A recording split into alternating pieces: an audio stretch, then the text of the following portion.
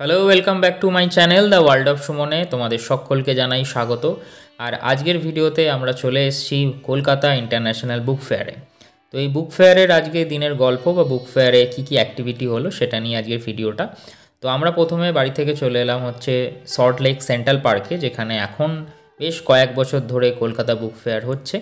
আর এই বছরের book fair হচ্ছে 48তম কলকাতা ইন্টারন্যাশনাল বুক ফেয়ার, যেটা শুরু হয়ে গেছিলো 28 জানুয়ারি থেকে, চলবে 9 ফেব্রুয়ারি অবধি।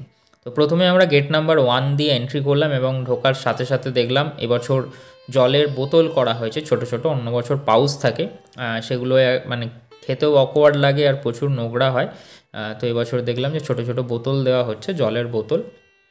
অনেকগুলো গেট থাকে। আমরা যেহেতু বাইক নিয়ে গেছিলাম বলে আমরা শ্যামবাজারের দিক থেকে গেছিলাম। তো বাইক পার্কিংয়ের জায়গা রয়েছে এখানকার, যেটা পোস্ট অফিস আছে সেন্ট্রাল পার্ক পোস্ট অফিস, সেখানেই বাইক পার্ক করলাম আমরা। পুলিশ মানে ওখানেই পার্ক করতে বললো এবং ওখান থেকে হেঁটে বেশ অনেকটা, প্রায় 5 মিনিট লাগলো এই গেট নাম্বার 1-এ আসতে। তো এসে আমরা ভেতরে প্রবেশ করলাম।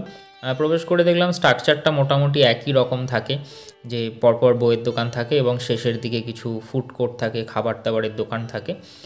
তো এই সরস্বতী পুজোর সময় বা এই শীতকালে এলেই আমাদের আর একটা জিনিস মনে পড়ে, সেটা হচ্ছে বুক ফেয়ার।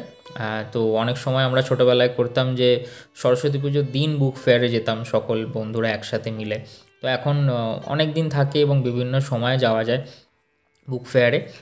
শুধুমাত্র সরস্বতী পুজো বলে নয়, শীতকালে যখন বুক ফেয়ার বসে তখন যাওয়াই যায়। তো বলতে বলতে আমরা ভেতর দিকে চলে এলাম। ভেতর দিকে প্রচুর অডিটোরিয়াম থাকে, যেখানে এরকম ছোটোখাটো সেমিনার, লেকচার এগুলো হয়ে থাকে। আর বিভিন্ন ধরনের স্টল তৈরি হয়, বিভিন্ন থিমের স্টল তৈরি হয়। আগে নর্মাল দোকান হতো, এখন যেগুলো বড় বড় এজেন্সি, বড় বড় যারা হচ্ছে বলা যেতে পারে কলেজ, ইউনিভার্সিটি, তারা বেশ থিমের মতো করে তাদের স্টলগুলোকে বানাচ্ছে এবং সেখানে ভিড় প্রচুর হচ্ছে এবং বই তো তাদের সেল হচ্ছে এবং তাদের প্রমোশনও হচ্ছে। তো এইটা যেমন সেরকম স্টল, তো খুব সুন্দর করে ডিজাইন করা হচ্ছে, মনে হচ্ছে মানে কোনো ঠাকুর দেখার প্যান্ডেলে ঢুকছে, এত সুন্দর করে ডিজাইন করা হয়েছে। প্রচুর ভিড় এইসব স্টলগুলোতে।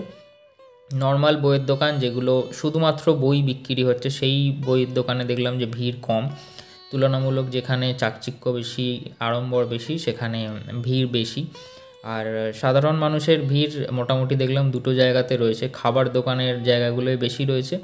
আর যেগুলো বড় বড় যে পাবলিশার্স, যেমন দেজ, আনন্দ, সেগুলোতে বেশি রয়েছে। আর থার্ড একটু ইভিনিংয়ে সেটা হচ্ছে কুইজ কম্পিটিশানটা মেনলি আমিও খুব ইন্টারেস্টেড থাকি, প্রত্যেক বছর যাই, পার্টিসিপেট করি।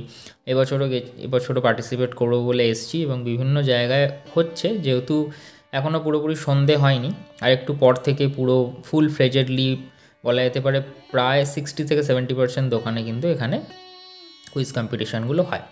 তো কী করে তোমরা আসবে বইমেলা? তো তোমাদের এরিয়া থেকে বুক ফেয়ারের সময় দেখবে বিভিন্ন বাস ছাড়ে, যেগুলোতে তোমাদের লেখা থাকে যে বইমেলা যাইবে বলে। সেই বাসে করে তোমরা চলে আসতে পারো। আর আমরা এসেছিলাম বাইকে করে, তোমরা বাইকে করে তো আসতেই পারো যেখান দিয়ে খুশি।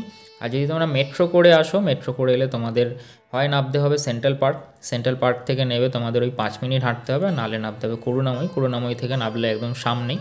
তো সেটা তোমাদের ওপর ডিপেন্ড করছে।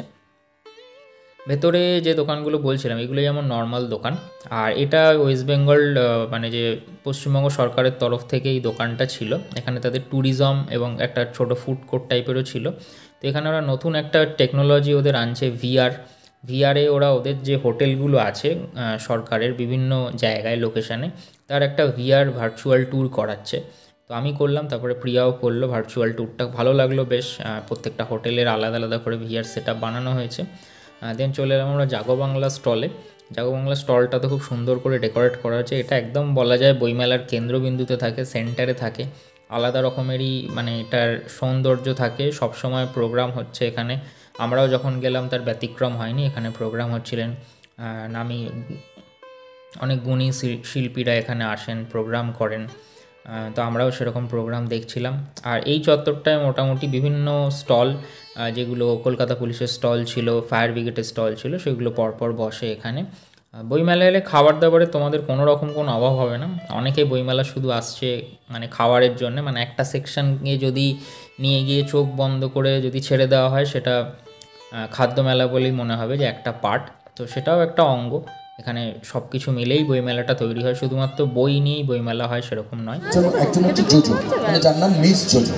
তো ক্লাস 7-এ মিস জোজো আমাদের গ্রামেতে গিয়েছিল গান গাইতে, আমার বাবা পাঠান। তো আমি খুব কেঁদেছিলাম। তো মনে মনে ওই রাত্রি আমি ছুঁড়ে দিয়েছিলাম যে একদিন তোমার সঙ্গে আমার দেখা হবে। এবং তারপরে ক্লাস 11-এ পড়ার সময় জোজোর প্রথম সিনেমা বেরোয় দুরন্ত প্রেম, প্রভাত রায় ডিরেক্টর, টোটা রায় চৌধুরী ছিল। তখনও ওই হলের বাইরে দাঁড়িয়ে বলছিলাম তোমাদের সঙ্গে আমার একদিন দেখা হবে। তো এই ইচ্ছাটা ছাড়া আমার তো আর কিছু নেই। আর সেকেন্ড আরেকটা জিনিস আছে, সেটা হচ্ছে ধৈর্য। ওই একটুখানি হলো না, এই ধরো এই কটা লোককে যদি আমি বলি দূর আজকে এখানে যে ভিড়ই হলো না, আমার শোনার জন্য কেউ থাক। অনেক সেলিব্রিটিরা এখানে আসেন, যেরকম বিশ্বনাথ বসুকে দেখালাম এবং শোনালাম। আর এখানে মনে হলো সায়ক আমান রয়েছে, সবার থেকে শুনলাম, তাই সেই জন্যে তার থেকে সিগনেচার করার জন্য এত ভিড় মারপিট লেগে রয়েছে, সেটা দেখলাম এখানে। তো যেরকম মানে প্রতিদিনই কেউ না কেউ এখানে আসেন, তারা এখানে প্রোগ্রাম করেন, স্পিচ রাখেন। এটা লিটিল ম্যাগাজিনের সেন্টার, এখানে ছোট ছোট অনেক লিটিল ম্যাগাজিন একসাথে থেকে একটা বড় একটা এরিয়ায় তারা স্টল করেন। আর দেন খাবারের জায়গাটা ছিল, খাবারের জায়গাটা আলাদা করে কোনো আমি ভিডিও করিনি। এবার আমাদের বাড়ি ফেরার পালা। তো এটা এই পশ্চিমবঙ্গ সরকারের যে একটা স্টল থাকে, যেখানে সব ডিপার্টমেন্টের একটা ছোট ছোট করে বলা যেতে পারে টেবিল থাকে, যেমন নন্দন থেকে ছিল একটা টেবিল, এরকম বিভিন্ন যে ডিপার্টমেন্টগুলো আছে তাদের ওখান থেকে টেবিল ছিল। তো এটা গিল্ড হাউস একদম সামনেই। এখন আমাদের বাড়ি ফেরার পালা। খুব ভালো লাগলো বইমেলা, খুব পরিষ্কার লাগলো অনেক আগের বারের থেকে। ভিডিওটা ভালো লাগলে শেয়ার করো, সকলকে শেয়ার করো। Thanks for watching.